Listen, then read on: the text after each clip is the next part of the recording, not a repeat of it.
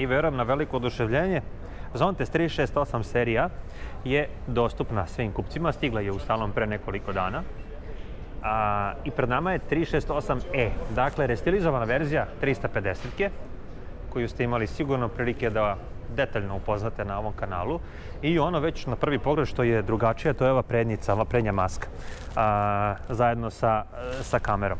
Dakle, dobro, ovaj malo dijamantski nos, on je drugačiji, različite su mišljenja što se tiče njega.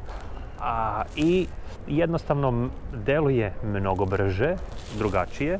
Imam osjećaj kao da je Zontes izbacio ovaj model za 2030. godinu.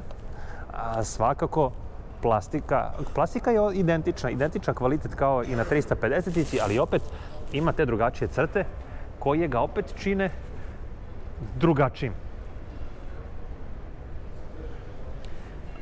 Malo je snažniji za 2-3 konja.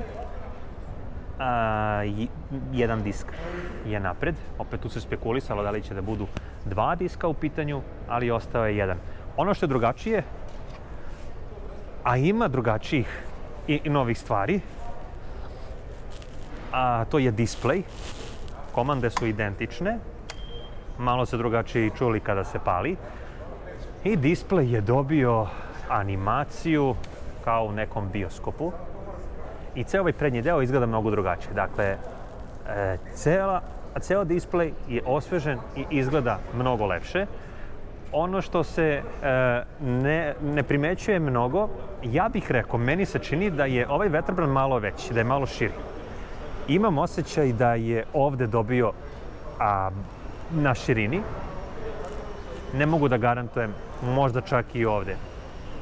Ali, nekako, evo, kada sedim na ovom modelu, imam osjećaj da je ceo vetrobran malo veći. Malo je oštrija ova ovde rupa, odnosno ove ovde ivice. Retrovizori su opet drugačiji.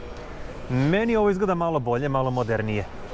Sada retrovizori imaju ovu dubinu, da se tačno tu pogleda iza lakta šta se nalazi, kako će se ove crte ponašati, nisam siguran, ali generalno iz pravca samog vozača ceo ovaj model izgleda mnogo svežije, zaključno sa ovom prefinjenom crtom. Nažalost, 368E izgubio je onu malu fiokicu ovde.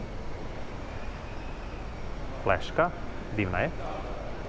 Ali dobro, ajmo da ugasimo ovaj model, da ne trošimo akumulator. Tako. I da pogledamo još jednom te retrovizore. Dakle, to je sve onako malo i drugačije. Opet malo i aerodinamičnije sa te strane.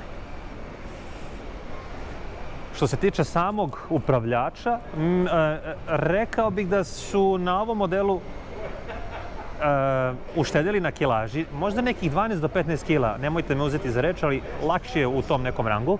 Mislim da je ovde olakšan, da je ova legura malo lakša, odnosno napravljena od materijala koji nije toliko čvrst kao na 350E modelu. Sve ovo ostalo sa ove strane je identično.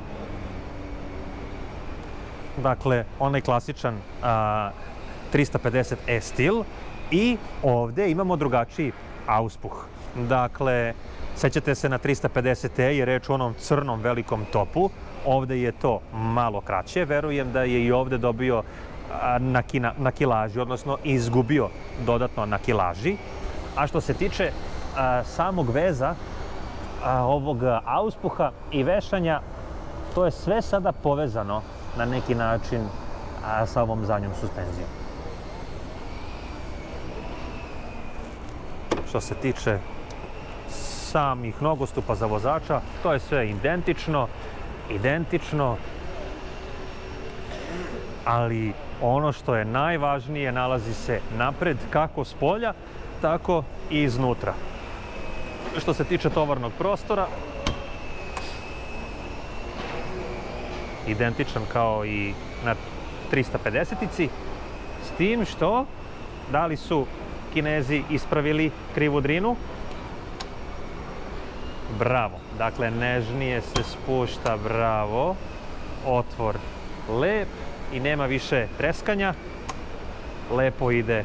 Ho, ho, svaka čast.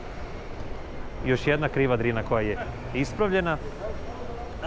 Ono što ja trenutno nisam prikazao, a što ću ostaviti za test, a to je pogled sa ovih kamera, dakle kamera je napred i pozadi.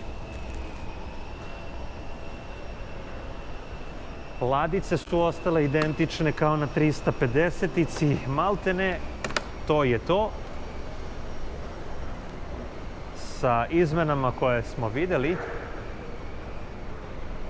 I mene zaista zanima kako će se ovaj model ponašati na autoputu, obzirom na to da je malo lakši i da je za 2-3 konja jači.